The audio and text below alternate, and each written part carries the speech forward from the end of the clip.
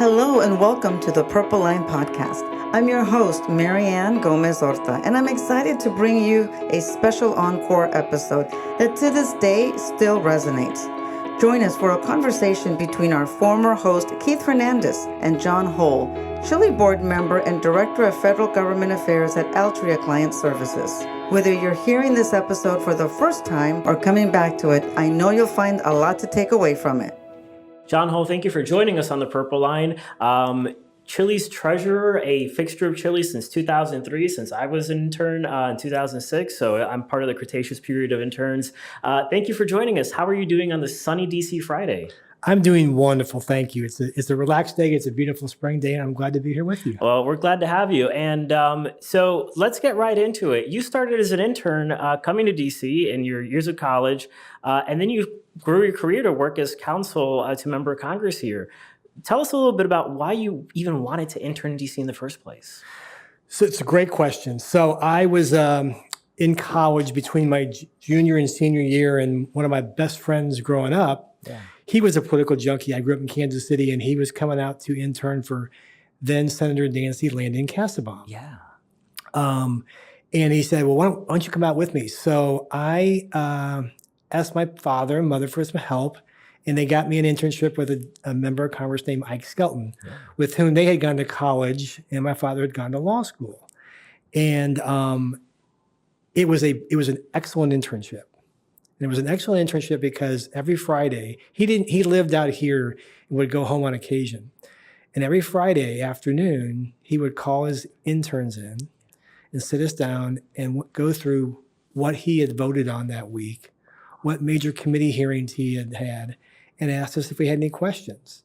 And it was that internship and the time he spent with us and his dedication and explanation of what a public servant is, it really attracted me to Congress, legislating, and public service. And after that internship, I mean, you became counsel for a member of Congress, so you obviously went to law school. Did that influence your decision to go to law school as well? Yes, and so it's a little bit. So I stayed out here that was the summer of to my junior senior year. My freshman, maybe my first semester, my senior year, I had an internship with the U.S. Attorney's Office in the misdemeanor trial section. I had gotten through my college. So that was kind of the law side of it. I graduated and then came back out here and did what so many people do. I slept on a friend's couch until I found a job. And I found a job in January of that next year with a gentleman named Bart Gordon from Tennessee. He was a freshman. Yeah. And I started off working at his front desk, answering the phones and opening the mail and being the first person constituents met. I did that for about 2.5 years, and it went to law school. I stopped working and went full-time to law school. I have great admiration for people who work on the Hill and go to law school at night. I don't know how they do it. And then each summer, I clerked for a law firm here in DC. I missed it. I really thought I was going to go back home to Kansas City, be a lawyer like my father in a firm, and I missed DC. I missed the politics. I missed the policy, and just the vitality of this town. Yeah. So when I graduated law school, I went back to work for Bart Gordon as his counsel on the House Rules Committee. That's incredible. And what was that like? I mean, the skills you learned as a staff assistant, I know we have a lot of CHLI interns listening, a lot of folks who probably are thinking of applying to CHLI, and they might not make that connection immediately of like, oh, I had this entry-level job, but then I can become counsel or chief of staff. Or how did those skills that you learned when you were a staff assistant, really translate into being a more tenacious counsel, learning the system? A lot of folks say, always learn the system at the bottom, and then, you really will have a lot of success. Do you think that influenced your effectiveness in certain ways in the job over time because you already knew the institution? So the answer to the question is absolutely. Yeah. And there's a saying on the private sector side that works with the Hill is that always be nice to the person sitting in the front desk because they're going to be the chief of staff eventually. Yeah. And that's true. And I think I did the staff assistant job. I was a legislative correspondent, legislative assistant, legislative director, and then counsel. being the one thread that goes through all those jobs that I would recommend an individual never lose is the work ethic of always rolling up your sleeves and doing whatever it takes to get the job done. And if you're a chief of staff and you need to run back then the photocopy machine, then go run it. And I believe believe it then, believe it now. It's the hunger and the desire to do whatever it takes to get the job done, whether you're sitting at the front desk or you're running the office. Absolutely. I think that's absolutely right. And you mentioned you're a Kansas City native, but you did not mention yet that you lived in Southern California for a little bit. Why Southern California? Like that famous song, "It Never Rains in Southern California." So I went to school at Pitzer College in Claremont, and I love Kansas City. Yeah. But when I was 18 years old, the thought of going to Southern California to college, and when I went out to the visit and realized that skiing was at 45 minutes away and the beach was an hour away, that was hard to beat. And I really I love my experience in Claremont because Pitzer is a very progressive university, and that was a good thing for me. I came from a conservative educational background. It was a very diverse campus, and it was, as you may know, the Claremont colleges are 5 colleges that are all contiguous to each other. You could take classes at any one of the 5 that you want. So I got a good mixing pot of people from around the country and different political, geographic, and racial makeup to learn from. So that was really my first exposure to racial, political, geographic diversity. My next one was when I did a semester abroad in Italy. And for the first time in my life, I went to a place where English was not the primary language. And I was a minority. And I learned the cultural experiences I had in that semester were far more important to me, I think, in my maturation than the educational experiences, which were great. Yeah. I mean, there's nothing like studying art history and not looking at pictures in a book, but looking at them in a museum or a church. Yeah, and I think that's, a real thread of curious individuals generally, where it's, the experiences in life that really push your boundaries, such as studying abroad, going to new communities. How important do you think that was? I know you sort of touched on it, but in your perspective in Congress, in corporate America, even in Chile, how does that inform how you make decisions holistically? I think so probably one of the greatest learning experiences from both college and from the time in abroad was to learn to compare in as opposed to compare out.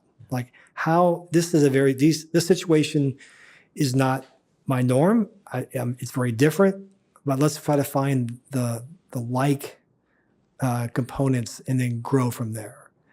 Or just trying to find a connection.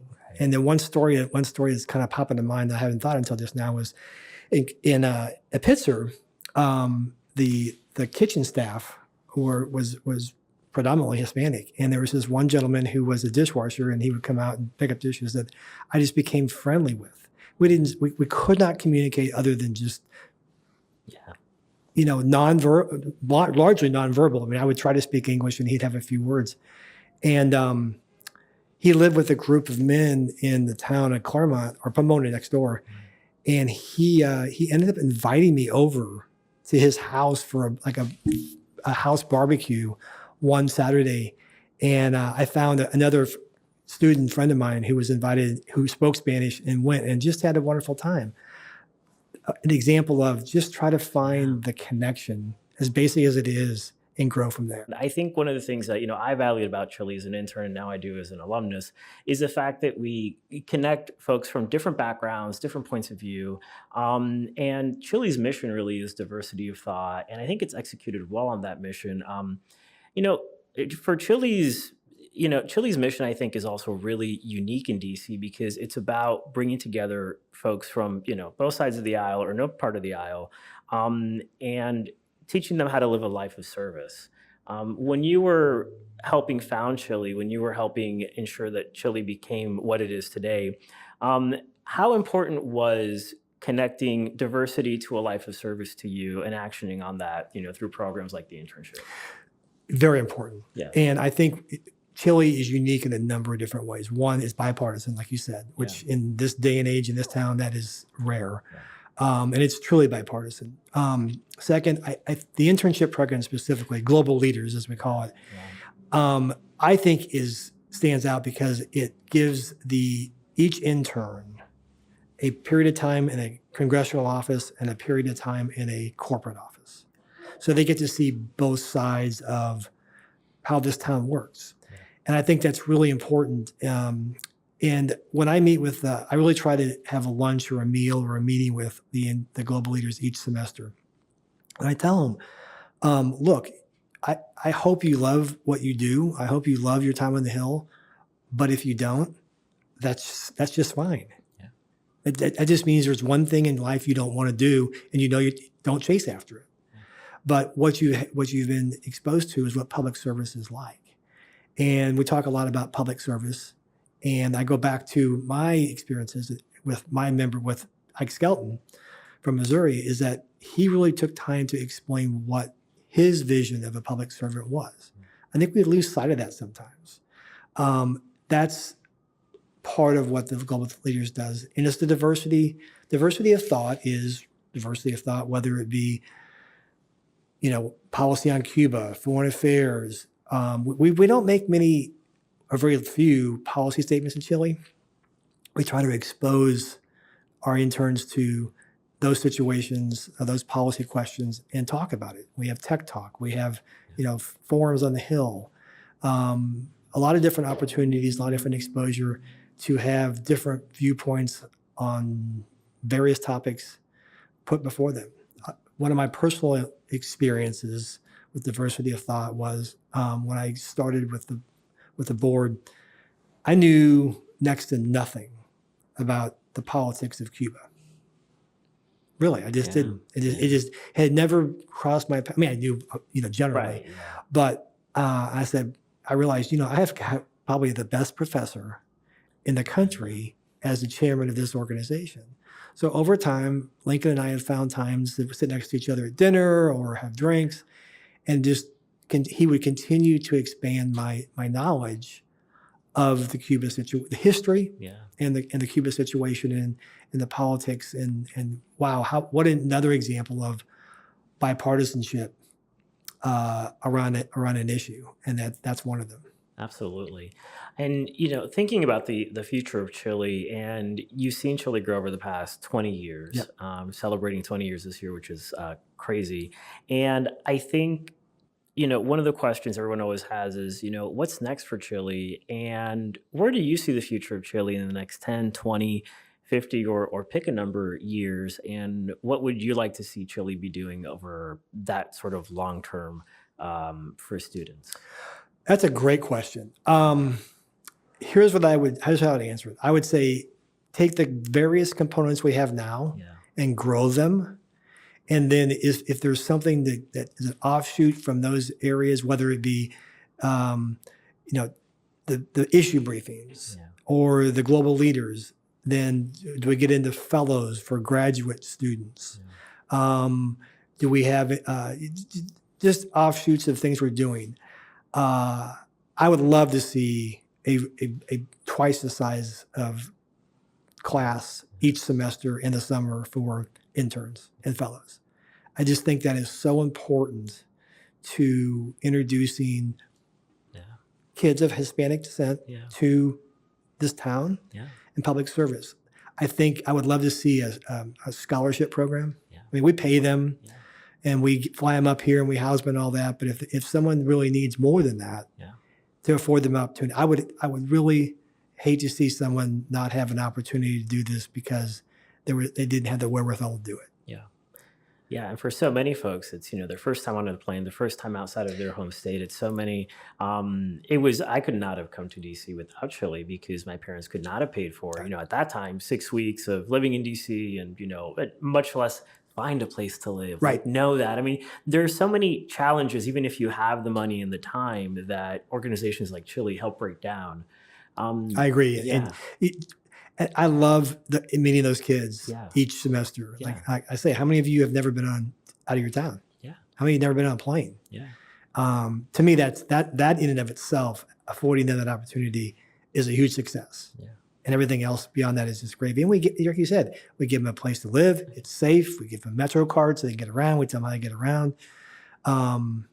Just make it so that it is a sought after internship. Not that it isn't now, but a sought after internship that a multitude of universities across the country have kids applying to us. Yeah, I agree with you totally. And I think even more importantly than it's more than some of its parts. It really gives somebody agency because it opens someone's mind to like, oh, I can go live somewhere else. Like the world is bigger than I ever thought before. Right. Independence. Yes. In so many ways. Closing now with at least a serious portion of our interview, what advice would you give to an incoming CHLI intern who has not met you, has not met Marianne or Chairman Diaz-Balart? How would you, knowing what you know today, leverage a CHLI internship? So I would tell someone who is considering a CHLI internship that this is a great opportunity for you to see a lot, to learn a lot. It's well run, it's well managed. And then the advice that I give interns when I sit down with them is like tell my experience, but is twofold. Yeah. And one is ask. If you see an opportunity, like you're in a congressional office and the chief of staff is doing something, legislative director is going to something, or the member is going to something, and it looks interesting, ask, hey, can I go along?